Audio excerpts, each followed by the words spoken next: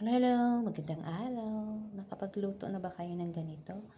Pag wala, well, try nyo. 2 potato ang gamit ko at inikat ko ng ganitong style. And then, ayan na siya.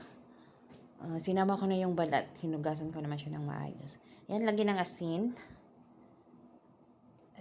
Saktuhin nyo lang kung gaano kaalat yung gusto nyo. At chili powder, black pepper, at itong thyme leaves. Ayan, dry thyme leaves. At saka oil. Olive oil yung gamit namin. Kaya ayan, olive oil. At saka ayan, at ilalagay na natin sa ating imimix pala. Imimix well.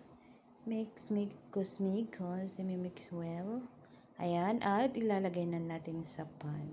Ang frying pan na gamit ko yung non-stick. Kaya konti lang yung nilagay ko na oil. Dahil may oil naman yung kanina yung potato. At ganyan. Lutuin lang hanggang balik-balik tarin ninyo. Balik-balik tarin nyo hanggang maluto. At tinakman ko pala kasi very low fire yung gamit ko para hindi siya masunog. Ayan. Sarap ito. As in. Wala kasi akong maisip na kainin kaya ito na. Ayan. Mabalik na rin natin. Ayan. Balik ko para maluto.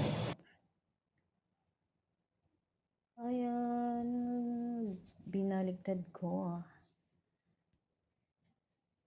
Masarap ito, promise. Try nyo.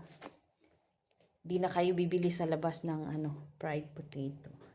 Ayan, luto na. Kukuhanin na natin at kainin. Ayan.